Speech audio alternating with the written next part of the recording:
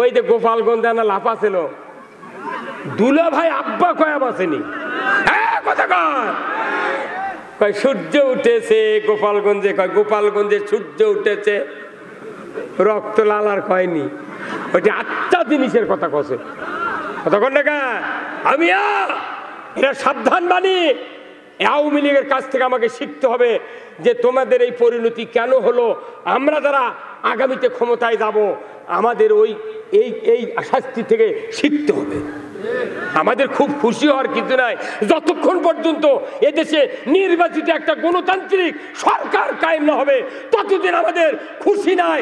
আমরা জীবনপণ চেষ্টা করে এদেশের মাটিতে মানুষের মুখে হাসি ফুটাতে চাই। এই হাসি ফুটানোর জন্য আজকে আপনাদের এই উজগ্রাম, আমি কোনোদিন নাম শুনিনি, আমার বাড়িতে গেল এই রনি ভাই, আজিজুল ইসলাম রনি, আমার দেখে পছন্দ হলো না, কেন কি আবার কি সভা করবি, বা বাড়ি আসে প্যান্ডেল দেখে আমার কোল দিয়ে শুকে গেছে। আমি কোনো ভাই এদের অতিথি চর্চিতি করছে, দেখি তো হ্যান্ডবেল দেখি তো দিল না, সেই রকম বাঘা বাঘা মরদ আছে। এটি কি বাবরে, এই যে বিএনপি লেগেছে, এই কয় বছর নামই লেখতে দেয়নি, থাকতো বিএনপি। কি ভাই বাবর, আমরা পৌঁছে গেছি বারে। আমার ইউনিয়নের আমি 1986 সনে জামাত ইসলামীর ফর্ম পূরণ করছি, 89 সনে রোকনের শপথ নিছি, সাইদি সাহেবের তোর দাস শুনেছি গাজীপুর কাশিমপুর, ওখানে গাজীপুর মাদ্রাসাত কামেল মাদ্রাসাত, এখানে দাস শুনেছি সাইদি সাহেবের সূরা আনামের 33, 34, 35 নম্বর আয়াত। গোলাম আজমের পাশে কয়েকবার নামাজ পড়েছি। আলিয়া হোসেন মোহাম্মদ মুজাহিদের এবং ইসলামী ব্যাংকের চেয়ারম্যান ছিলেন আব্দুল জাহের নাসের, তাদের বক্তৃতা শুনেছি বগুড়া বহুবার। এমন সময়ের লোক আমি, অথচ একটা কথা বলবার দেয় না। আমাকে মনে হচ্ছে নাচের পুতুল, যাই থাকে তাই মনে হয় গাইলে কয় এরা পালো কি, কয় এরা কোরআনের কথা কবি কে, আমি কমে তুই কয় তুই করে তুই পাতে নামাজ পড়বায়, পায়খানা করে ঢেল মোস্তাহাব নেওয়া, গরমের সময় কোন ঢেল আগে কোন ঢেল শীতের সময় পরে উনি জানে না, অত আমাদের উপর খবরদারি করছে। এই সুযোগ বাংলাদেশে কি আবার দিতে চান? দিতে চান? যে ভাইরা এই কাজ করেছেন তাদের বিরুদ্ধে আমাদের প্রতিশোধ নাই। আপনারা দেখেন, একটু শান্ত হ্যাঁ, ইসলামের দেশে চালু হলে আপনার মায়ের কোলে থাকবেন। যত অমুসলিম ভাইরা আছে এলাকার, আমরা মন্দির, আমি 4 দিন রাত্রে মন্দির পাহারা দিয়েছি, হিন্দুকের বাড়িতে গেছি, এত পাহারা দেওয়ার পরেও আমার নন্দীগ্রাম থানার ভাটরা ইউনিয়নে হিন্দুর একটা খ্যারের পালাত আগুন লেগে দেয়, আমাকে বিরুদ্ধে ষড়যন্ত্র করছিল। আমরা যে লোক খ্যারের পালাত আগুন লেগে দিয়েছে তাকে আমরা তাড়িয়ে ধরেছি, ধরে দেখি যে ওই স্বজাতি, ওই নৌকার স্বজাতি, এদেরকে ব্যবহার করে যারা দেশে মানুষকে অপমান করেছে, তোমাদেরকে না বলি সে পালিয়ে গিয়েছে, কেউ কারু তোয়াক্কা করেনি। আসুন না আমরা ভেদাভেদ ভুলে যাব, আমরা সব এই বাংলার এক বাক্যে বাংলাদেশে আমরা কারোর উপর হানাহানি নাই, মারামারি নাই। খালি একটু সুযোগ দেন, বাংলাদেশের জেলখানায় কোনো আসামি থাকবে না, কোনো আসামি থাকবে না। চোরের হাত কাটার আইন কায়েম হবে।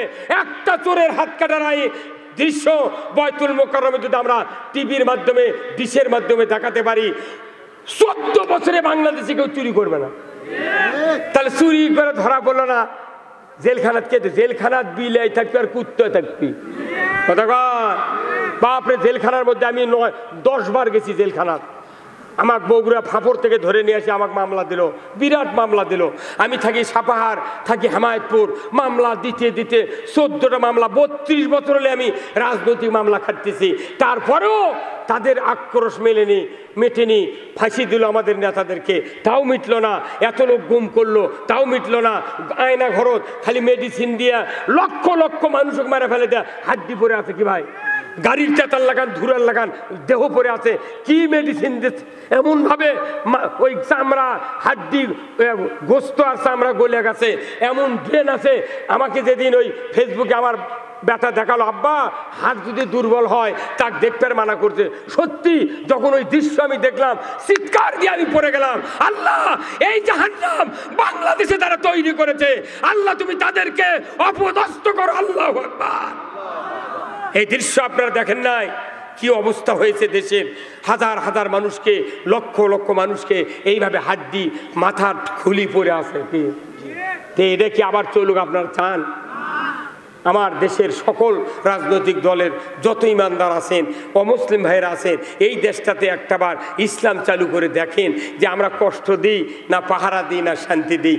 ব্যাপারই নয়, বাংলাদেশে যে ইনকাম হয়, যে অর্থ আছে, যে সোনার ফসল হয়, এই বাংলাদেশে কোনো জিনিস এত দামে কেনা লাগবে না, এত দামে কেনা। হায় হায়, সব ইলশার মাছ, আরে ইলিশ মাছ যেটি ফিড লাগে না, কিছু লাগে না, বারে ফিড লাগে না, খোল লাগে না, পানি লাগে না, খুদের ভাত লাগে না, সেই ইলশার মাছ 16 বছর হলে আমরা খালি জাটকা দেখতে পাচ্ছি কি।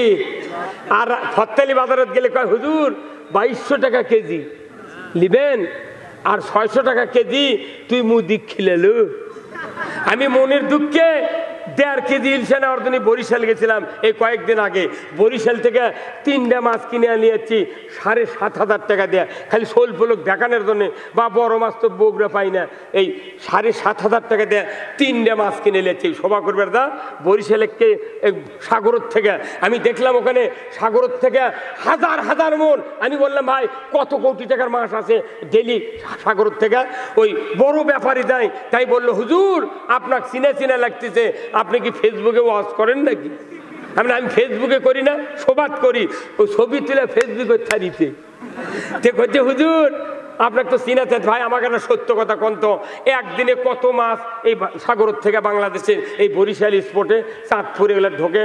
বলতেছে এই বরিশালে ঢোকে 100 কোটি টাকার মাছ প্রতিদিন, 100 কোটি টাকার মাছ খালি বরিশালে ঢোকে। তাহলে চাঁদপুরে কতদিন? চাঁদপুরে ইলশা সবচেয়ে দামি ইলশা, সেখানে আরো ঢোকে। তাহলে এই ইলশাগুলো যায় কোনটি করে দেয়? হ্যাঁ, এই ইলশা যেদিন খাওয়া বন্ধ করতে বাংলাদেশের মানুষ, সেই দিনটা ডায়াবেটিস বাড়িছে। এই ইলশা হলো ডায়াবেটিসের ওষুধ। আমাকে খিলেছে জাটকা, তাই 6 মাস হলে ফ্রিজের থেকে সেটা গায়ে গায়ে নিয়ে আসা বেচিচ্ছে। কামানের ওই কাঁটার মধ্যে ওই মাছ বসে গেছে, তুই মুদি খিলেলু তাজা তাজা বড় বড় মাছ 600 টাকা কেজি, আর আমাকে জাটকা খিলেলু 1400 টাকা কেজি। তাহলে ওই বঙ্গোপসাগর কি মুদির বাপের? হ্যাঁ,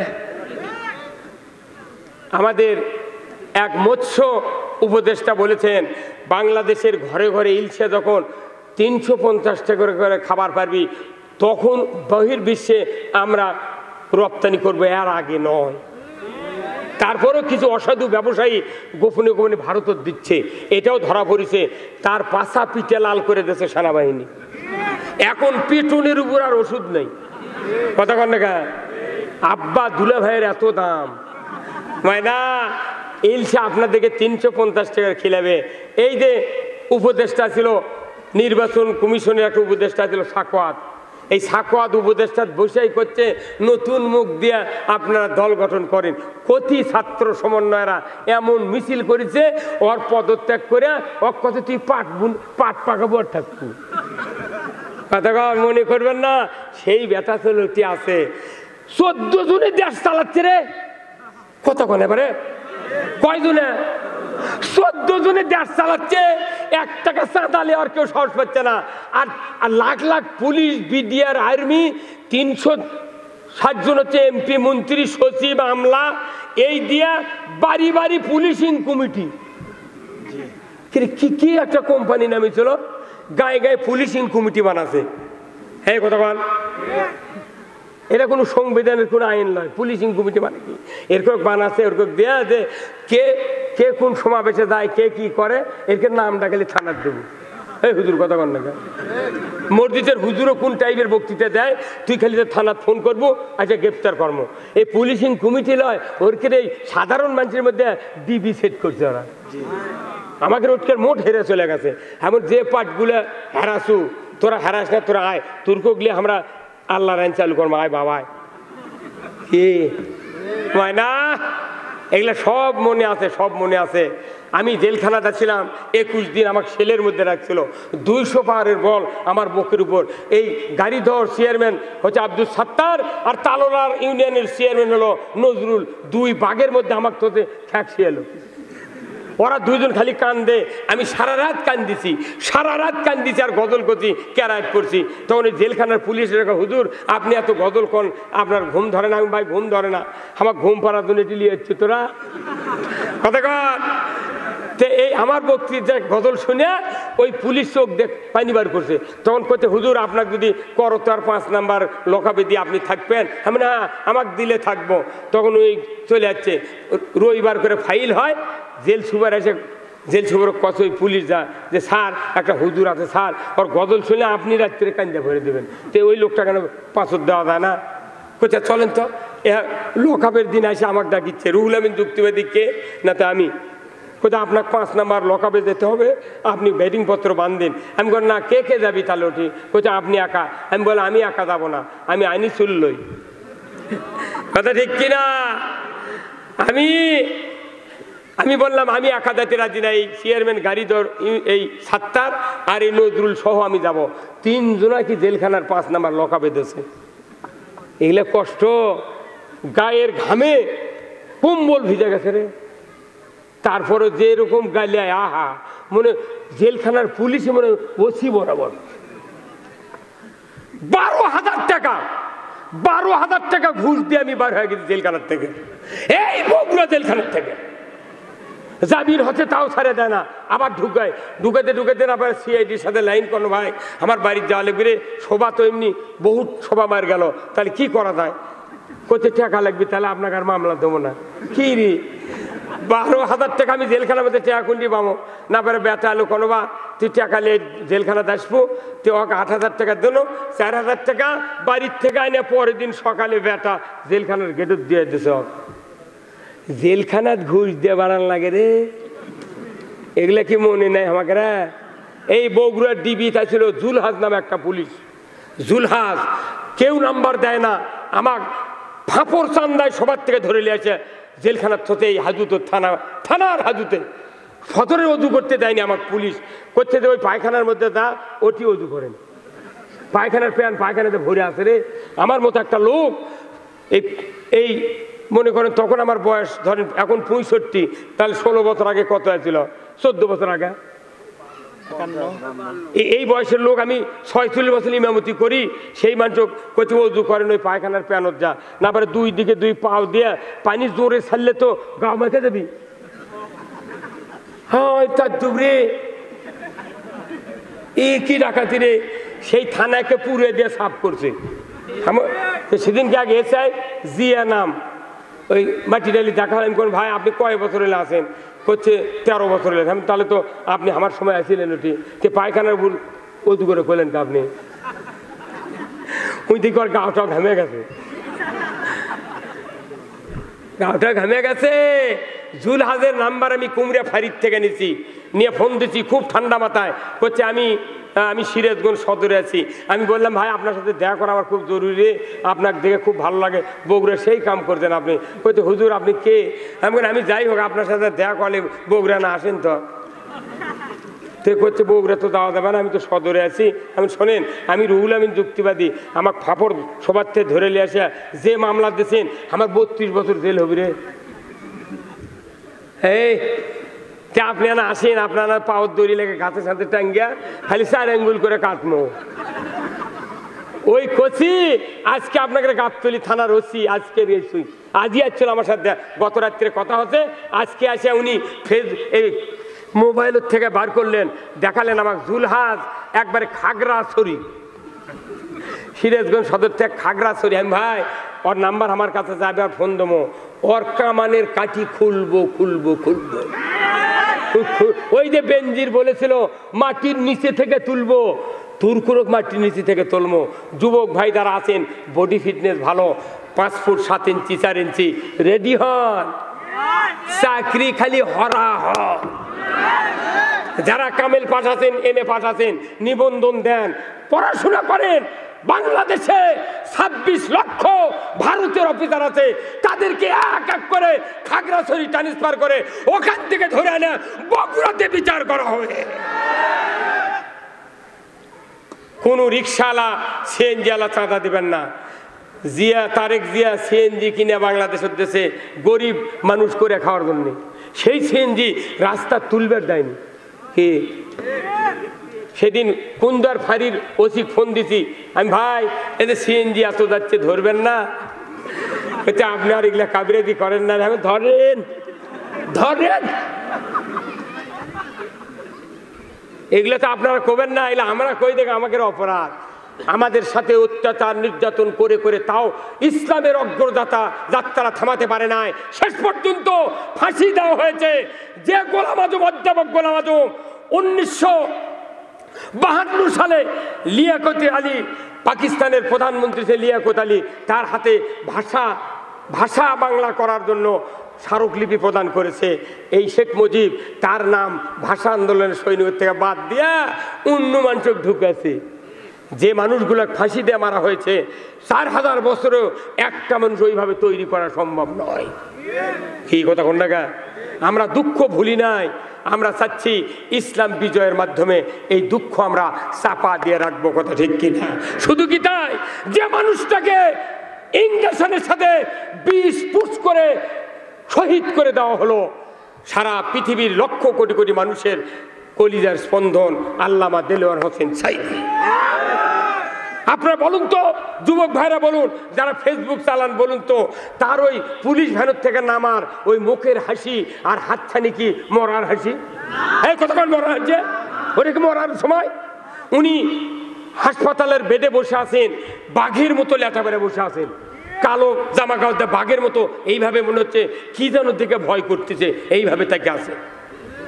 এই মানুষটাকে যেভাবে মারা হলো হাসপাতালে, পাড়ার মোজাম্মেল এই গরু খরচ নিয়ে যাচ্ছে, তখন যে আপনি সূরা ফাতিহা পড়ার পর বলেন যে এ বাবা মোজাম্মেলক দেরি করবার, আমি নামাজ পড়ে বাড়াই, নামাজ থাকবে। তাহলে আপনি নামাজ ভঙ্গের কারণ জানলেন, অজু ভঙ্গের কারণ জানলেন, রোজা ভঙ্গের কারণ জানলেন, আপনি ইমান ভঙ্গের কারণ জানলেন না কে? কবে ইমান চলে গেছে করতা নদীর ভাসা টুপি মাথার দিয়ে ঘুরতেইছে। এমন কোন গ্রাম নাই, এমন কোন মহল্লা নাই, একটা গ্রামের 14.5 আনা 15 আনা মানুষ সুদের কিস্তির সাথে জড়িত নাই। আমার দুঃখ, আমি যখন কোরআন পড়ি, বয়স কম হলো না ভাই, প্রায় 65 বছর বয়স। আপনাদের তো আল্লাহ সুস্থ রেখেছেন, যেরকম আলহামদুলিল্লাহ। কোরআনে আল্লাহ বলেছেন আহাল্লাল বাইয়া হারামার রিবা, ব্যবসা হালাল সুদ হারাম। এটা বলার পরেও মানুষ হালাল ব্যবসা হয়নি। কথা ঠিক কিনা? হ্যাঁ, যে ব্যবসা যাচ্ছেন সেটি লুটপাট।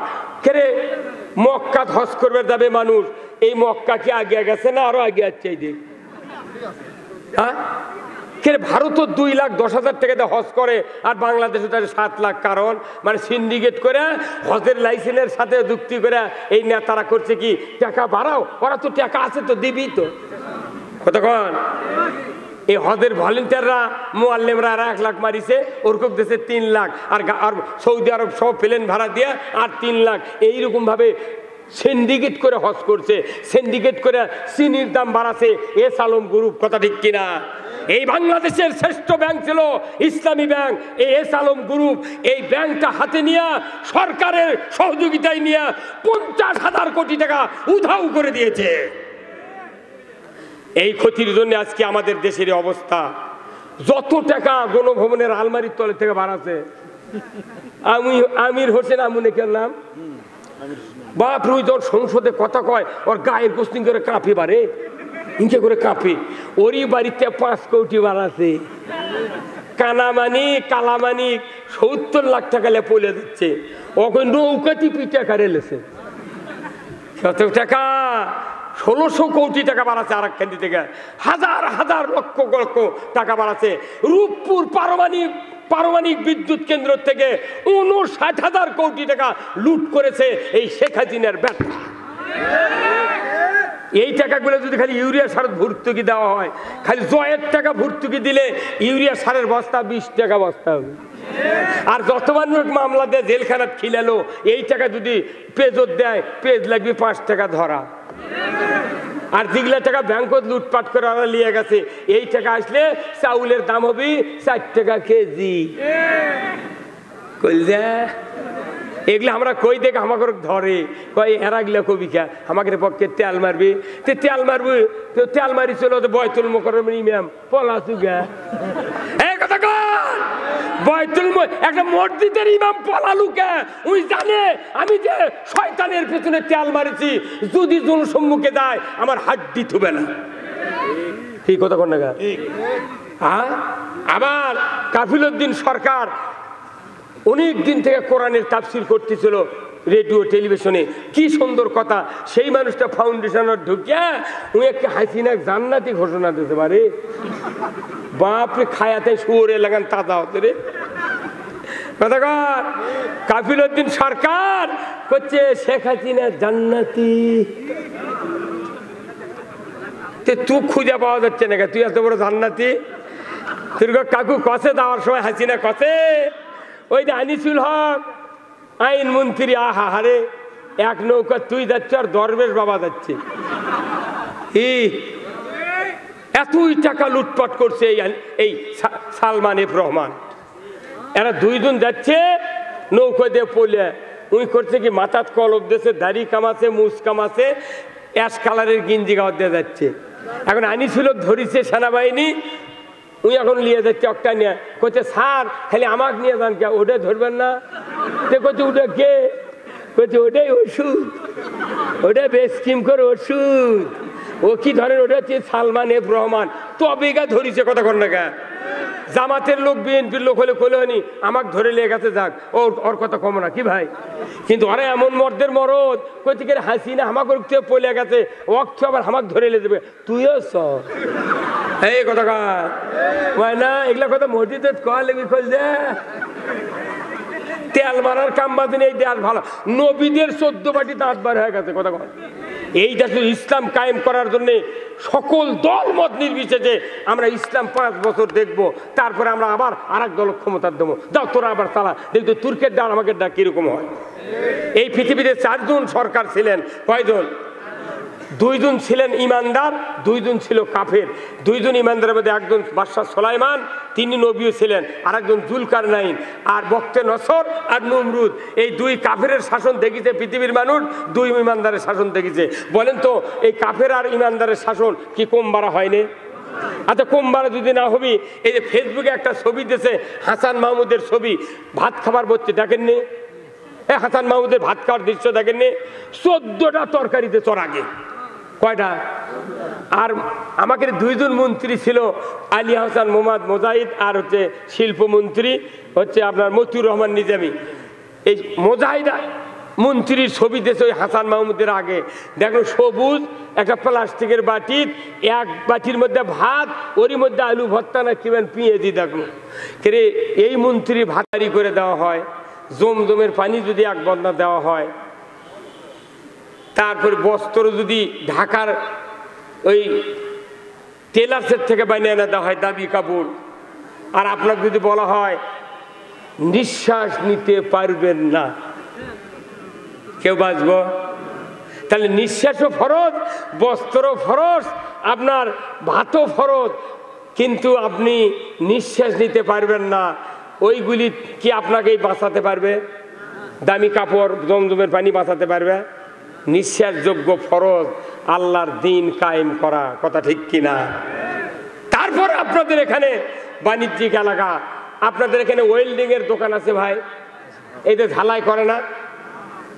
আচ্ছা ঝালাই করতে দেখবেন কারেন্টের মিটারের একটা লাইন নিয়ে এসে একটা বাক্সের মধ্যে ঢুকে দিয়েছে ওই ঝালাইয়ের মেশিন আছে না একটা ওর ভিতরে এক কানি দিয়ে ঢুকে দিয়েছে আবার আর এক কানি দিয়ে আর একটা লাইন বার করছে করার পর ওই লাইনের সাথে মুখত একটা রড হোক আর পাতি হোক ফাইন করে পিছিয়েছে পিছিয়ে যে জিনিস ঝালাই করবে তারই উপর ফেলে দিয়ে হয় তার গাঁত অসংখ্য ফোঁটা কথা কন এই লাইনের নাম কি আর্থিং এই লাইনের নাম আর্থিং আচ্ছা এই আর্থিং আর আরেকটা লাইন নিয়ে এসে কারেন্টের ওই ঝালাইয়ের এই সিমটার সাথে কাঠি ধরে না এই কাঠি আছে আচ্ছা আর্থিং এর লাইন খুলে দিয়ে যদি কিয়ামত পর্যন্ত ঠোকান ঝালাই হবে এই ঝালাই হবে এই জোরে কন্যাকে ঝালাই হবে কেন ঝালাই হচ্ছে না মানে আর্থিং ছাড়া কোনো ভাঙ্গা সাইকেল টিলারের বডি ফাঁকরা কোনোটায় জোড়া লাগবে না আমরা যারা বক্তৃতা করি আমরা যারা বক্তৃতা করি ডাইরেক্ট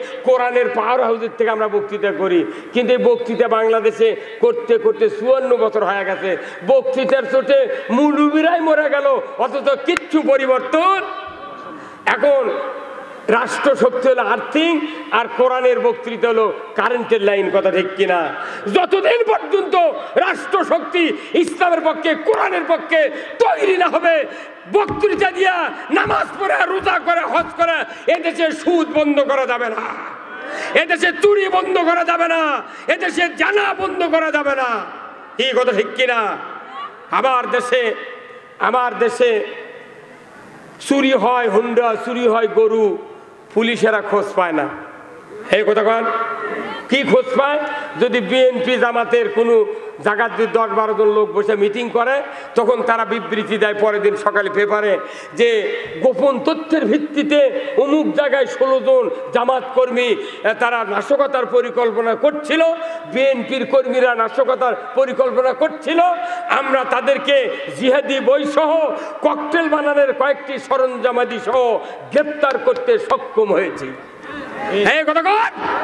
অথচ আমার থানার এমপির গ্রাম থেকে 6টা গরু চুরি হতে, তানসেন এমপির গ্রাম থেকে 6টা গরু চুরি হতে, ওসি সাহেবের চাকরি আছে। আমি নন্দীগ্রাম থানার জাহাঙ্গীর ওসিক বলেছি, এই 15 তারিখ অবস্থান কর্মসূচি ছিল আমাদের, আমি বলেছি ওসি সাহেব আপনি আমাদেরকে ধরার জন্য গোপন তথ্য পান, আর সবার থেকে হুন্ডা চুরি হয় সেই তথ্য পান না।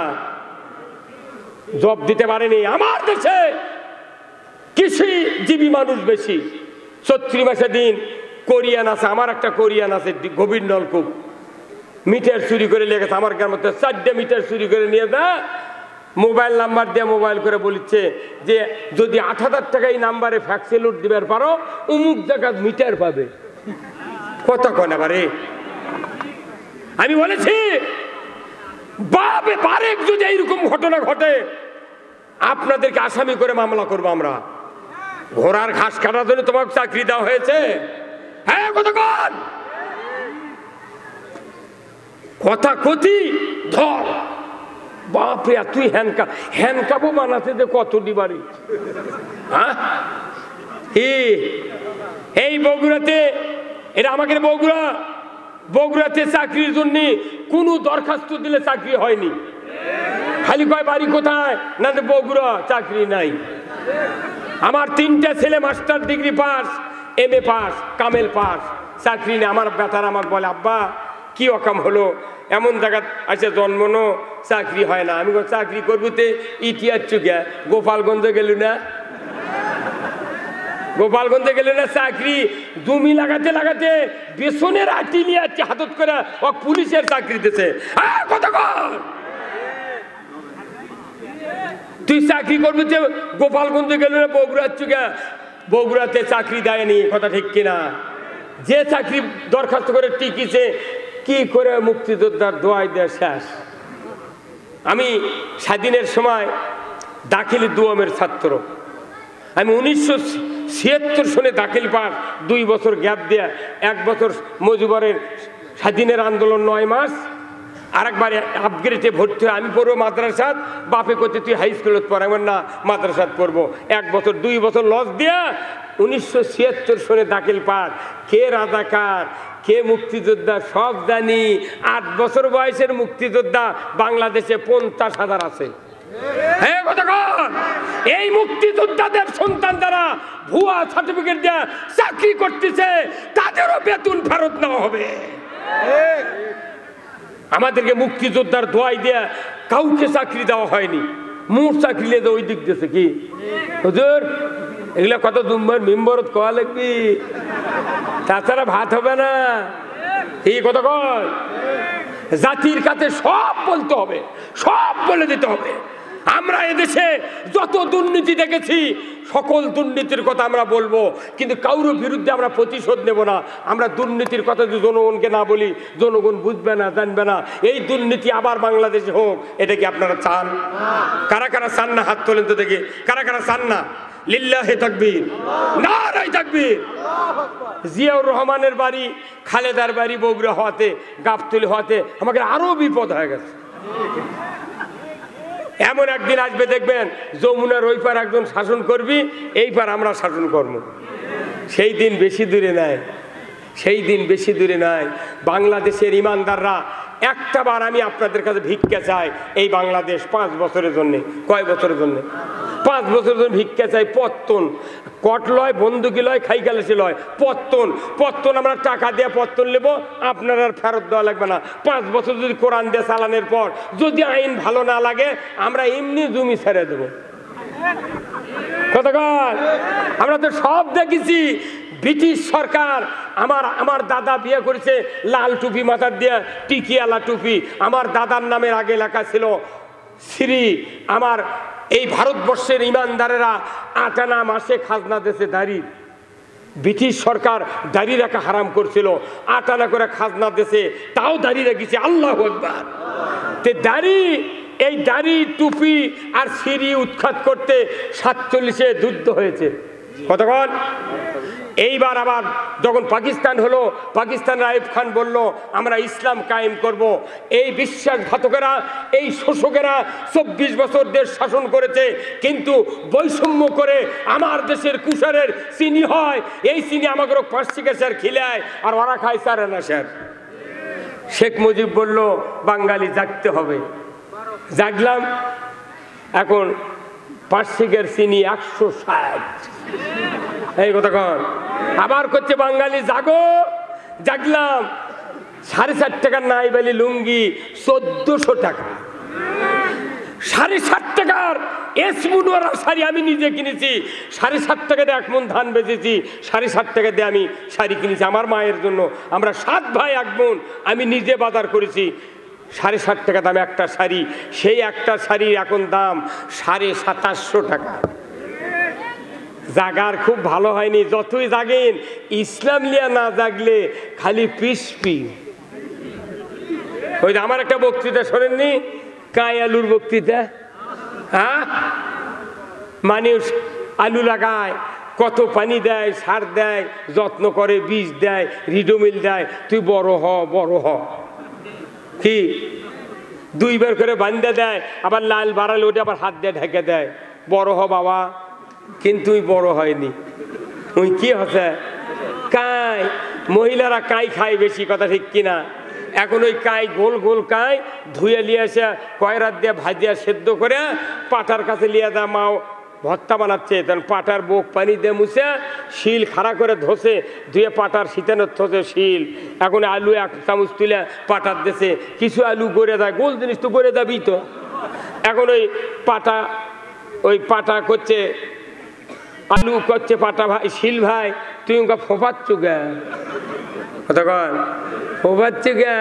করছে ভাই মালিক যা বলবি তাই আমার করা লাগবি। তখন মালিক, আপনার স্ত্রী, আপনার মা 2 হাত 2 দিক দিয়ে টান মারছে, যেগুলো ছিটে গেছিল ওটি মেসাকার।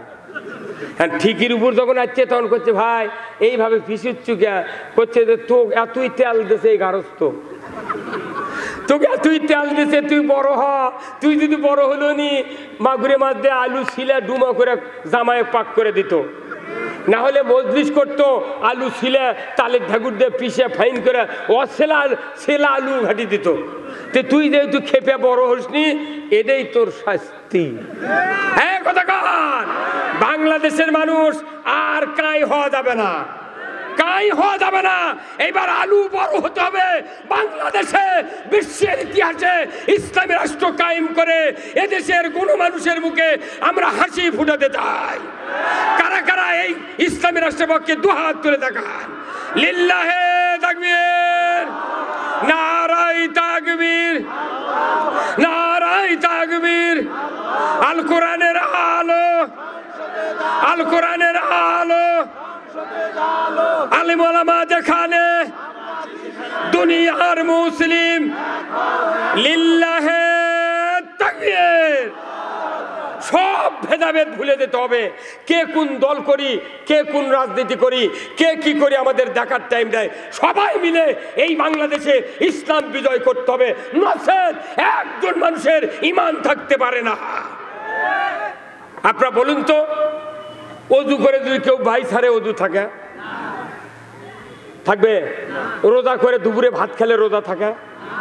কেউ যদি নামাজের সূরা ফাতিহা পড়ার পর অন্য একটা গল্প করে, কিংবা আপনার ছেলে বলছে আব্বা আমাকে একটা গরু উত্তর বিহার লোকালয়ে থাকবো না, কাবার মাথা ভেগিয়া কাবা শরীফের ছায়ার নিচে উনি কম্বলটা বগলের তলে দিয়ে একটু আরাম ফরমাচ্ছেন। এমন সময় হযরতে খাব্বাব রাদিয়াল্লাহু তাআলা আনহু রসুলের সামনে হাজির। রসুলকে বললেন, ইয়া রাসূলুল্লাহ মাতা নাসরুল্লাহ, আল্লাহর সাহায্য কি আসবে না? ইয়া রাসূলুল্লাহ আমরা মার খেয়ে জুলুম নির্যাতনে শেষ হয়ে যাচ্ছে, আমরা কি আমাদের উপর কি আল্লাহর সাহায্য আসবে না? নবীজি কম্বল থেকে একটু সোজা হয়ে বসলেন। উনি বললেন, খাব্বাব তুমি এত অধৈর্য হচ্ছ কেন? আমাদের পূর্বে যারা কোরআনের দাওয়াত দেয়নি, তারা ইসলামের দাওয়াত দিয়েছেন, ওই লোকগুলিকে কাউকে করাত দেয়া দ্বিখণ্ডিত করা হয়েছে, কাউকে আগুনের কুণ্ডুতে ফেলে দেওয়া হয়েছে, কাউকে ফাঁসির মঞ্চে দাঁড়িয়ে তাকে শহীদ করে দেওয়া হয়েছে, লোহার চিরুনি দিয়া শরীর থেকে গোশতগুলি টেনে টেনে নিচে নামিয়ে দেওয়া হয়েছে। তারপরেও তারা এক চুল পরিমাণ দিনের রাস্তা থেকে সরে যায় না। রে খাব্বাব এত তাড়াহুড়ো করছো কেন? সেদিন বেশি দূরে নয়, সেদিন বেশি দূরে নয় যেদিন সানা থেকে ইয়ামিনের রাজধানী সানা আর হাজরামউত কাবার দরজার থেকে শুরু করে ইয়ামিনের রাজধানী সানা 1250 কিলোমিটার রাস্তা। একজন যৌবনের লাবণ্যতা নিয়ে একজন যুবতী মহিলা সোনার অলংকার পরিহিত অবস্থায় একা একা দীর্ঘ পথে যাবে, আবার আসবে রাতের অন্ধকারে। কোনো চোরের ভয় থাকবে না, ধর্ষকের ভয় থাকবে না, ডাকাতের ভয় থাকবে না, কোনো রকমের কোনো ভয় থাকবে না। শুধু লা ইয়াখাফু ইল্লাল্লাহ, আল্লাহ ছাড়া কারো ভয় থাকবে না। সেদিন বেশি দূরে নয়, ঠিক ওই দিনের যে পরিস্থিতি হয়েছিল রসুলের উপর, আজকে সারা বাংলাদেশ 5ই আগস্টের আগ পর্যন্ত দীর্ঘ 16 বছর সারা বাংলাদেশ জেলখানায় পরিণত হয়ে গিয়েছিল। একবার পুরো জেলখানা, কেউ বাঁচে নাই। কেউ যে কথা বলেছে তারই অপরাধ, কথা ঠিক কিনা? আওয়ামী লীগের কিছু ভাইয়েরা যদি হক কথা, বহু লোক আছিল তারা আওয়ামী লীগের লোক, তারা এই প্রতিবাদ করছে এইভাবে রাত্রি ভোট দিলে কাম হবে, তারপর দলের থেকে বহিষ্কার করছে। কথা কন টাকা ওদের দলের লোক ওদের সমালোচনা করছে, যখনই করছে তখন স্যার। আবার পুলিশ বাহিনী যদি বলেছে না এই কাজ করা যাবে না, তখনই তাকে ডাকেলে গুলি করে মেরে ফেলেছে। হ্যাঁ কথা কন। তার মানে কি একটা মানুষ পুরা বাংলাদেশ একাই নিয়ন্ত্রণ করেছে, ভোট তো পায়নি, তাহলে একলাই তো করবি। কথা কন টাকা। তাহলে এই অবস্থা সারা বাংলাদেশ ছিল, সবাই যার যার মতো বলেছে আল্লাহ তুমি আমাদের জন্য সাহায্যকারী পাঠাও। সূরা নেসার 74 নম্বর আয়াতে আল্লাহ বলছেন, এরপরে 75 বলেছেন ওয়া মা লাকুম লা তুকাতিলুনা ফি সাবিলিল্লাহ ওয়াল মুস্তাদআফিনা মিনার রিজালি ওয়ান নিসায়ে ওয়াল বিলদানিল লাযিনা ইয়াকুনুল্লাহ।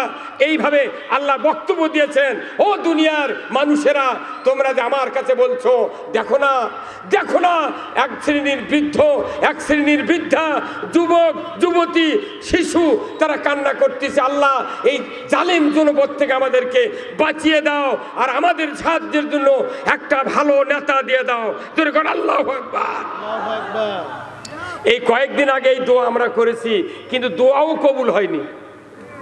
ছাত্র সমাজের ভাইয়েরা কোনটি থেকে আবাবিলের মতো নেমে গেছে। হ্যাঁ, যারা আইনমন্ত্রী, স্বরাষ্ট্রমন্ত্রী, এরা বলল করো গুলি। পুলিশ বাহিনী বলেছে স্যার গুলি তো করবার করছেন, 3 জন মরে 30 জন আবার সামনে আসে। আল্লাহু আকবার। এটা খালি ছাত্র সমাজ নয়, ওই বদরের যুদ্ধের মতো, উহুদের যুদ্ধের মতো আল্লাহ ফেরেশতা দিয়া বাংলাদেশে সাহায্য দান করেছেন।